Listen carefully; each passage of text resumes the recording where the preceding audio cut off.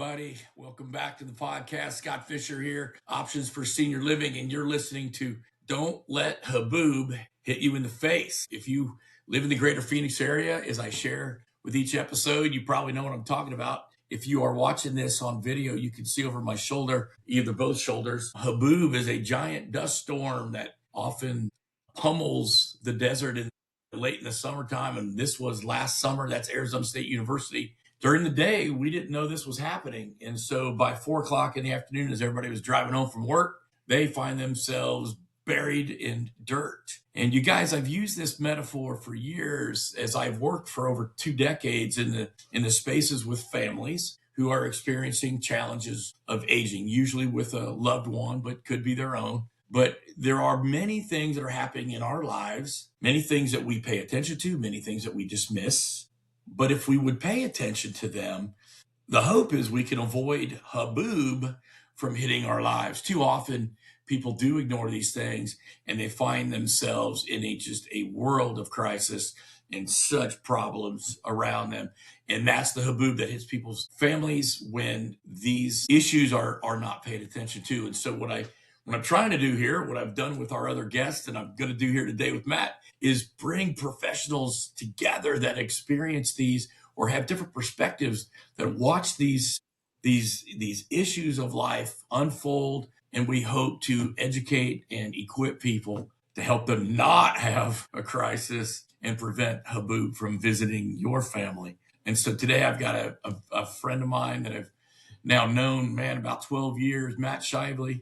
How you doing, Matt? Doing great, Scott. Thanks for inviting me. I'm excited to chat today and maybe add a little bit to the conversation. Matt and Stacy and I met about 12 years ago when Stacy attended the Grove Church in Chandler. Matt is the associate pastor over there. He's responsible for the care and counseling ministries. He oversees grief and recovery programs and all kinds of things. So he's with families all the time. And Matt and I met as I was getting, brought into the family, into the Stacy Weber family. Yeah, that's true. And Matt actually married Stacy and I a number of years ago. And so you have been an unbelievable blessing to my family. Thank you, Matt. Thank you, Scott. Yeah, it's been an honor, and I'm excited just to continue this friendship as well. Well, I wanted to bring in a professional that works in the space of ministry professionally. It's been your life work. And so there's things that are happening to members within the church that are part of the greater community that are feeling the effects of aging. You know they are, and it shows up in lots of different ways. I thought that I might just start with a couple of statistics to give you some context to the enormity of the issue here in Maricopa County. There are 160,000 80-year-olds in Maricopa County already. There's 1 million people already the age of 65.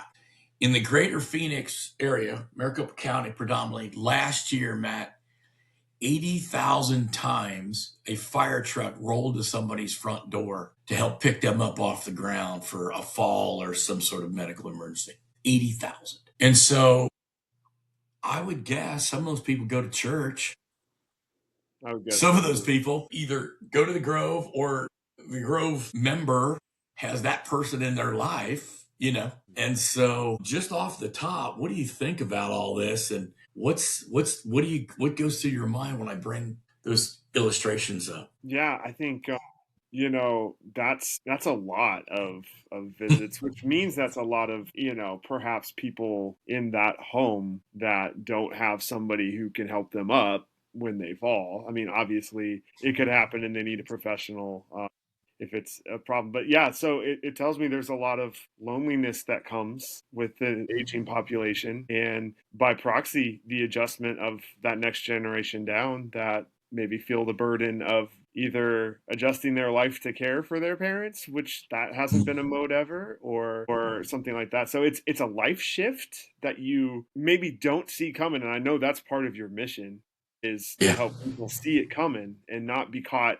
with their guard down. I was thinking as I was preparing for this today, mentally, I was thinking about how I have a interesting vantage point being my age, because I'm 42 my parents aren't yet in that age of the 80 plus, but they are 65 plus. And I remember when they were the ones caring for their aging parents. I watched my grandparents age and watch them care for them and do it with various degrees of success and class and frustration and all of that with their respective parents. And with my dad's, he was a far away from his father, and so he watched his mom be the one to care for the dad for my grandpa, and it really wore her down because she herself was aging, right? So and then with my mom's parents and step parents, with her mom, she was the one actively caring. So it hits close to home, and it is something that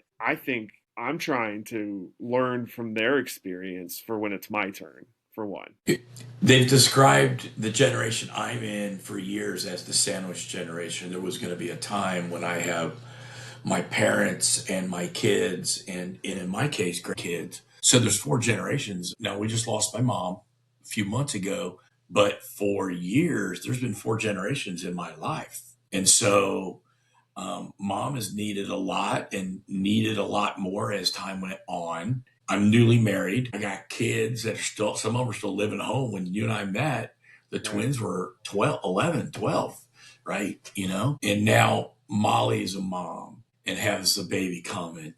And my daughter Brand has got two little nuggets, and they're 10 and 8 now. And so to juggle the generations, the individual there's only so much of me, right? And I'm serving myself up because as well as I handled all the things that happened with mom, man, there's so many things I wish I could hit a do over on. You know what I mean? And the emotional drain is what we want to help people understand is coming so that it doesn't wipe you out. It doesn't cause marital distress and stress. It doesn't cause financial pain.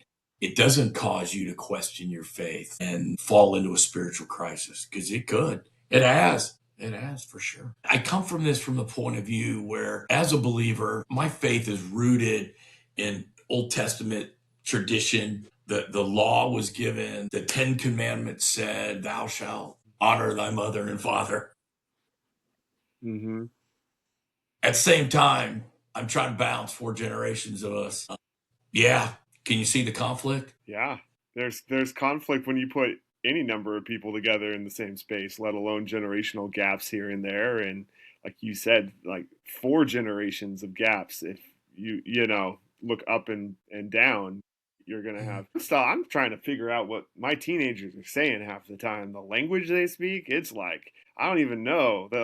All the little memes they come up with becomes a cultural phenomenon. It's bizarre, but it's trying, our best. But I think something you said made me think of this. But I think the balance, there is a rub that is inevitable, but it's what are you going to do when you kind of reach that friction point to stay in balance? How are you going to decompress? How are you going to self care? Even how are you going to take your own temperature of what you need? Like, man, I'm getting a little snippy with mom right now. I need to maybe take a couple hours away so I don't say something that hurts her or whatever it is. And that's a lot of proactive, just being able to understand, all right, this is coming. So how do I prepare for it? And then when I'm in the middle of it, how do I know when it's time to take a little breather? Well, how do you counsel? This is a kind of a universal question, but I mean, it applied to this. We constantly tell people to, feel comfortable and set boundaries and know your limits, and right, that's part of self-care. But we're also driven by thou shalt not, thou shalt honor thy mother and thy father. And so how much access does mom get? How often do I drop what I'm doing and deal with mom's request? Am I being manipulated by the mom or the dad?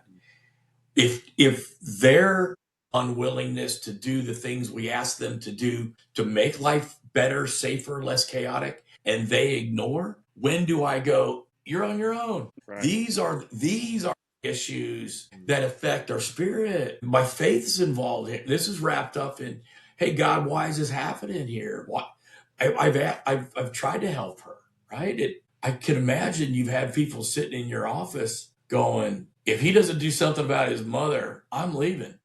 Matter of fact, I think you called me about one of those, or you called Stacy about a situation sort of like that. Yeah, yeah. It was really tough, and It it's was. often you again. I even in the younger generation version of that, you get that. Like dealing with your in-laws is an interesting thing in and of itself because you have this person kind of in a parental place in your life, but they didn't raise you. You don't have that track record of all those times they dropped you off for practice and why what they said it made sense eventually. Like, no, you are entering in with the person that you don't understand how they operate. They didn't raise you, but they're your spouse's parent, and so they have authority, so to speak, or they have that connection with them, and then when your parents are aging as well, and like you said, is there a breaking point? Is there a limit to our all right, I'll do anything for you, mom, except you've used up all your chips. Like obviously that sounds so like not right. But when you're in it, it's reality. You just have so much ability to stay in it and to hear the same thing over and over again, especially when you're dealing with dementia situations, which is a lot. Yeah.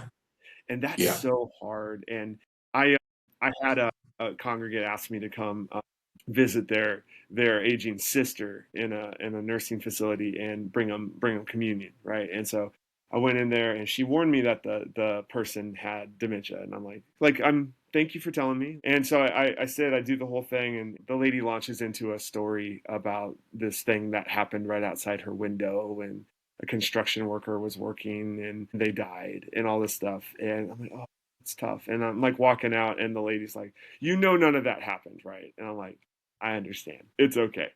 But I think what I picked up on that interaction was she felt like she had to apologize constantly for her sister's mental condition. And I imagine that's a piece of the puzzle, right? Was sometimes you're almost embarrassed to let anyone around your aging parent because you feel Mm. like you have to apologize for their condition. And I don't I see it that I didn't see it that way in that moment. I'm like, hey, empathy. That's where she's at. It's fine. But when you feel like you constantly are almost having to sweep up after your mom or dad as they're aging, I'm sure that just takes a mental load, toll on you. There's for real wounding that happens. And even when you have someone who's demented, maybe wounding even comes more often, right? Those filters are thinning out, or becoming non existent. You've got old wounding that's buried. You got new wounding that's happening in the moment. It's compounding. I know how much work I was doing with my own heart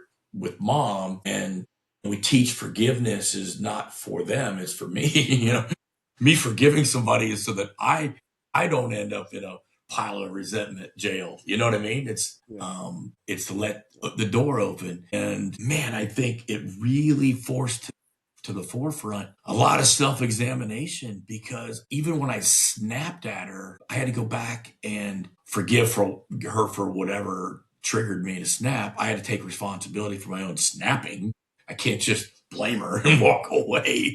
It was me losing my mind with her. But Matt, it gets very murky in there, especially if we're walking around with that, honor thy mother and father mandate, which of course is, old worked in theology. And are you not honoring by placing them in a facility or a home? Is that dishonoring? Is there a time when that is honoring? I would say it's situational for sure. Yeah, I would say this to my mother and my clients. I never want to do anything to you. It's always with and for until you're making decisions that affect your safety. Right. Then I'm going to have to step in, mom. And when I stepped in, it doesn't mean that she's demented and clueless. It meant that she was impaired. Impairment comes in judgment, decision making, problem solving, personality, perceptions.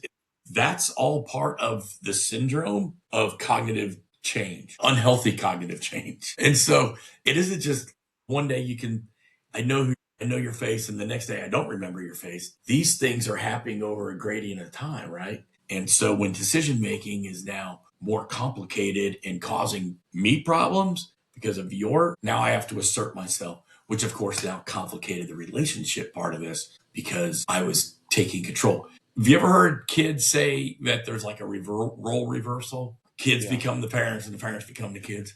What do right. you think about that? Is that right? Is that a right way to think it? I mean, it's interesting, right? Because it makes sense. Like, I mean, the cyclical nature of life. And, I remember my mom has said stuff like, I change your diapers and one day you're going to change my diapers, right? And things like that. Oh, I don't want to do that. I know. And every kid that hears that from their parent probably has the exact same reaction, like, oh heck no. But it in the same breath, like I think, and again, I'm going off of watching my parents do this, not from personal experience yet, but I think it's gonna be, you have to be firm, but you have to keep in mind you're caring for them, but they are your parent. And so the role is more like that, more like a parent role, but your position is still their child, and this is what honoring my parent looks like now in this stage. And I think that's a stage by stage thing a little bit, because it's not honor your parent, honor your father and mother until you turn 18, and now you're done. Like, just as much as raising them is never done from the parent perspective, it just looks different. Like, my mom is still my Yeah. mom. She's not actively, disciplining me every day anymore, or teaching me, but I still have moments where I have this interaction. I'm like, wow, I'm 12 again. I feel her, I don't know if that's good or bad, but I feel like, okay, yeah, this is familiar stuff. Yeah. I still see it. Yeah. So I think, it's not, I just don't get locked into feeling like, okay, now I'm the parent and I'm going to tell them what, okay, they're still your mom. So keep that, like, that grace and that, Yeah. um, that dignity for your parent as much as you Yeah. can. I know that's easy for me to say when I'm not, cleaning literally my parents' diaper in that moment. It really is something that you don't, it shifts, but it doesn't, it's still true. It's still true. They're still your parents. This is inspiring to me because what I want to say to you is, hey Matt, you've got this ministry, you do all these different varieties and expressions of ministry to all these folks. Have you ever asked the question to people either in your office or from the pulpit or in some sort of way, is there someone whose aging journey is causing you or your family any kind of pain or distress? Have you ever asked that question to folks? Not like in small settings, yes. I would say not Uh, from a larger setting, but yeah. And and oftentimes that might be the presenting issue, you know. And the reason I'm asking is like I want to screen out, and you said it because like you're 42 and your folks are north of 65, but they're not 80, right? I just turned 63, so I'm not that far behind your parent. Thankfully, you're not in crisis, and hopefully your relationship's in pretty good shape, right? Now, not every adult child says, "Oh, my parents are my best friends" or nothing. I mean, there's a lot of wounding and unresolved stuff. So I think the conversation or starting the conversation with a question like that allows us to illuminate to those of us who are adult kids who might find themselves in the 40 to 65 slot age wise to say, yeah, mom's doing pretty good. She's 83. Damn, she's doing all right. Good. You don't have crisis yet. Shouldn't we be talking about, are there some old issues that I need to see or get some help with at the church from the Matt in my life? You know what? Mom and dad got divorced a long time ago, and I've probably not dealt with everything. And if they're going to get older, and they are, and they're not going to drop dead because they're probably not, they're probably going to be on some sort of journey like 80% of America. Maybe I need to look in and have some healing in this place, this counseling and some healing come to me. Matt, walk me through a process where I can reconcile what grief or wounding that my dad did to me when I was a kid. I'm just giving you ideas, right? Right. And so, how many adults were walking around with old junk that hasn't really been addressed and really hasn't been healed? That's really And true. will it will show up when you got to now deal with mom's diminishment. That is such a good point. And, you mentioned my work with the recovery ministry here, and that's where my brain went when you said that, because I've come to this conclusion with the 12 steps that people are familiar with. They're not just for addictions. They're for us Right. all. Oh no, it's a life thing. And the steps can help us process past hurt as much as they can current addiction. And that's such an important thing to think of. And one of the there's kind of a couple points in the 12 steps where you take an inventory. You take kind of a stock of where you've been, what you've done, but also what's been done to you. And it's not meant to get you stuck in the past. It's not meant to get you hung up on a past thing that there really isn't any resentment to, but it's often there's more resentment than we thought back there. And so by revisiting that, not to open it back up like a fresh wound, but to process it, to deal with it, to let it heal, we can be more whole for the future for that relationship or others. And so that's what you do, right? You go back, like, who hurt me? And you list it, right? It's like, what'd they do? Like, and then what was that resentment? What was that residual that left that I'm recognizing? How did that affect some of my safety needs, right? And you start to flush that out a little bit. And then you identify your part, because that's the thing. You probably had a part to play even in that. And then you forgive it. You forgive all of it. Your part, their part. And sometimes part of the hang up with that past hurt with our parent or whoever it is our own, like, maybe internalization of something we did in that relationship that we haven't forgiven ourselves for. I have seen more in the last 10 years, parent estrangement going on with young adults in their 20s, especially, kind of estranging themselves from their parents and cutting off their parent for some time, not letting them see grandkids, things like this. And it's scary because nobody wants to take the blame for it, right? It's always the other's problem, fault, whatever. And they use boundaries as this phrase. As a weapon. As a weapon. And boundaries are, I am a fan of boundaries, but you cannot use it as a weapon. You don't get to put up if Texas and Oklahoma decided to lay a state line, I'm pretty sure both were privy to where that line was. You don't get to just throw it down blindly, and it has to serve both purposes. And it's protective, but it's also beneficial for both sides. And once you understand it and you can exist inside of it. So that, I wonder, in a sad way, what that's going to look like in 40 years for those young adults that are cutting off their parent when their parent is aging. Now, what's that going to look like? Are they going to feel that same? Are they going to even remember the honor your mother and father line in the Old Testament? Like, or are they going to, well, they hurt me when I was 22, and so they're dead to me? Like, I hope not. That scares me because that's a lonely existence for both sides of the ledger. Right. I think along this lines, I heard there's a sermon really once many years ago, and I listened to it a number of times, and he was talking about this issue of forgiveness. And I said earlier about, like, it's like you're driving tail. So the original language in Latin or wherever, the word resentment equals the same word as jail. It's like the root word to the word jail. And so, like, when we refuse to forgive, we're literally pulling the jail cell. And the key to that door is our willingness to forgive the offense and forgive the effect of the offense, which is another whole, we could talk about an hour on that one, because it's the effect that often drives us to our compulsions and all this other stuff. What fuels our addictions and all that. I can speak for myself on that. But you have to understand that there's been a wounding, and then there's an impact to that wounding that may go on a long time, that I have to continually revisit and forgive again. So that, because I found myself in my process with my mom, forgiving her and then pulling the door closed again because I'm recalling another effect, or I'm recalling another circumstance. And so that forgiveness part goes on and on and on.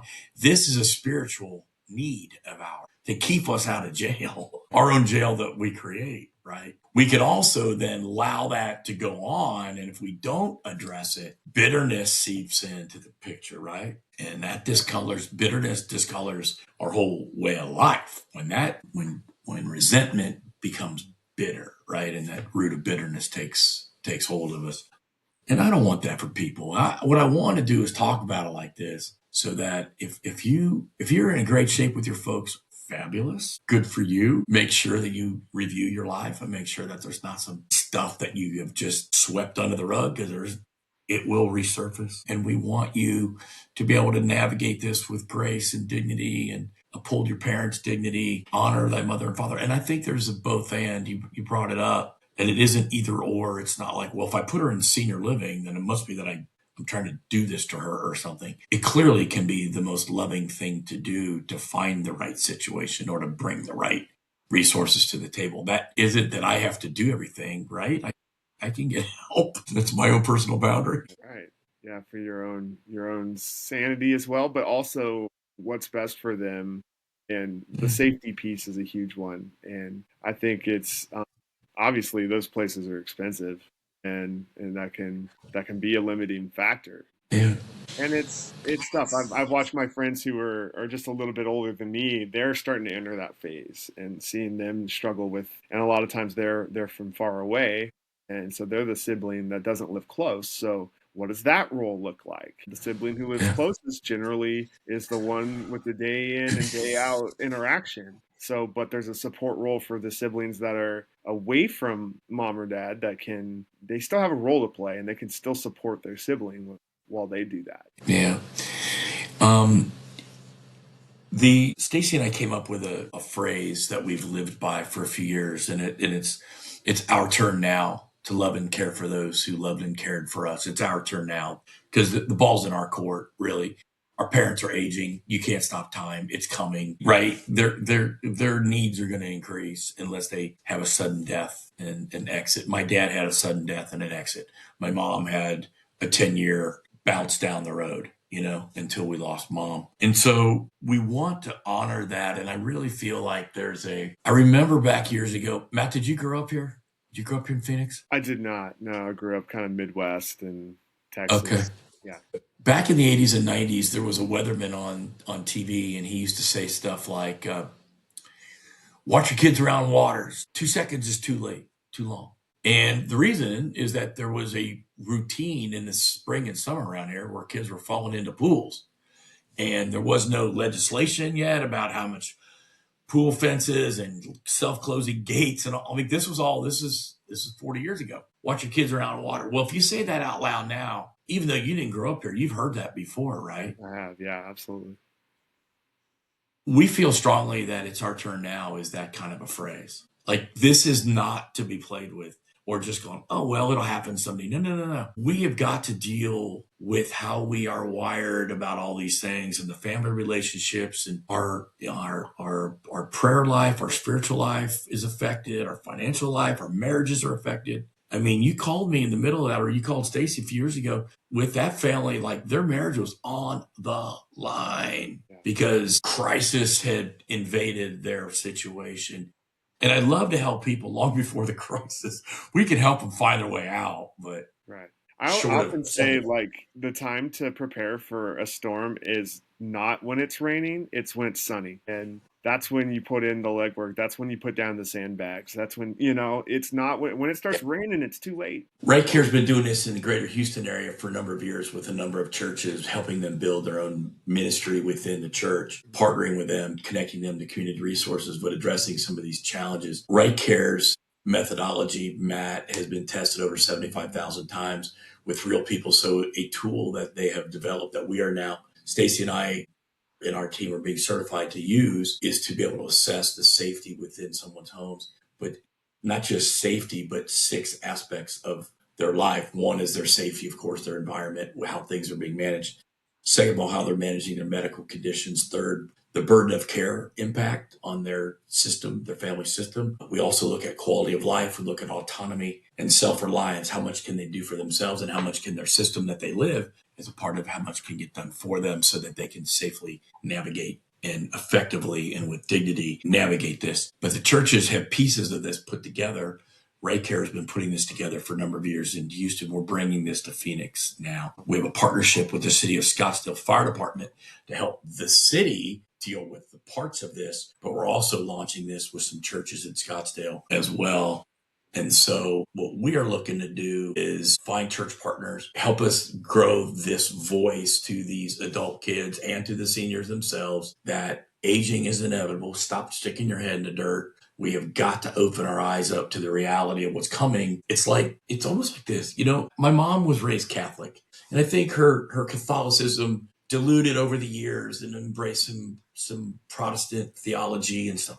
But I mean, basically, but the premise of Catholicism and Protestant Christian faith is what? Jesus came to earth, was sent here by the Father to live and die and raise from the dead for our benefit, to deal with the sin issue that exists in the world, to allow the doors of heaven to be opened back to God's people, right? That's the premise. And so my mom is so full of purgatory theology and the Catholic theology that she's afraid to let life happen. And life was happening, whether she was resisting it or not. Her life was leaving, like her body, right? And so ultimately, we want people to be confident in their confidence and trust in the saving work of Jesus, and to navigate this not in fear, but in confidence and in love, not terror. And right, I mean, don't we all want to live out of our identity and live a life in the freedom of Jesus, not in the fear of judgment? That's the point, right? Yeah. Amen. Yep. I don't know. And I feel like this is where we could come together with the ministry professionals like yourself and find out what people are thinking, find out what they're doing about some of this stuff, and help other faith communities minister to their people. As I started this whole thing, 45 minutes or so ago, the need is massive and just getting bigger. There are, I think by 2030, there's going to be more people 65 than under 18, Matt. I mean, our whole world is getting top heavy, right? And your generation is looking north at my generation, and I'm looking north at that generation going, Lord, we got a lot of work. We got a lot of ministry. We have a lot of loving to do. We have to navigate this and help families do it with love, grace, dignity, lack of fear. And maybe, I mean, I love that, by the way. I love this ministry that you're talking about, and just I love that it's coming here to Scottsdale. And I think you're right. I think partnering with churches is amazing, and their various outlets and places of connection. But to those people that are like on the fence of whether or not they need it, like you said, don't stick your head in the sand. But I would say before you get to that point with your own parents, maybe do what I did and pay attention to either your parents going through it or a friend's parents going, in that place of caretaker, and learn from them, but support them. And remember that's something you're going to need to note. It's something that's going to come back around to you too. And so don't ignore it. I think we're tempted to say, I'm not there now. That's fine. Not there now, right? I'm like, no, let's just, like you said, it's not raining. This is the time to talk. Yeah. Yeah. So don't shy away from the conversation. I don't really need to have that conversation. You're more in need of it than you know. And so don't shut it out. Yeah. Maybe that's it. Start with entertaining the conversation and then take notes. Why not? Literally take notes. I mean, we have this in our phones. Just take notes. I've got several people that we've already sat down. They're alive and well, and they've already planned out their funeral with me. It's kind of bizarre, if I'm being honest, but I love that they're thinking ahead in a sense that we know we're mortal, right? We do, but we also know we are eternal beings as well, that we have because of Christ. We know where we're going. And so I think it's okay to take notes and prepare for the future. Don't be afraid of that. I couldn't have asked you to wrap it up any better than that. So we'll just leave it at that. Matt, that was awesome. I love what you said. I thank you for investing an hour of your time with me here this morning to do this. My guess is as I keep pulling this string, man, I'm going to probably want to talk to you some more. And I hope you'd be open to another conversation on another part of this. I feel like it's a new journey for my life to have these conversations on a larger scale than I've ever done them. And I value everybody's perspective, and yours I was really looking forward to getting today. And thank you. It's been a lot. I know it'll be a lot to our listeners and folks that find this podcast as they go. Thank you. You're welcome, man. Glad to do it. Well, listen here, you guys. Earlier in 2025, Stacey and I launched a project we call the Aging Parent Tribe. Aging Parent Tribe is a private Facebook group that was set up as a protected, safe space for caregivers to share, interact, engage, look for resources, throw up if you need to. Some of my journey with my mom is is cataloged on video in that. And we share that. We have about 650 members in that group now. We'd love to continue to grow that reach. And so, Matt, as a resource for your world, if you're listening to us, the Aging Parent Tribe in Phoenix, that's our group. Come join us if you find yourself in this position. We want you to be a part of the conversation and get the support that you need as you walk this journey. So thank you for joining us. This has been an awesome conversation, Matt. Thank you again, my friend. We'll talk to you soon. Take care.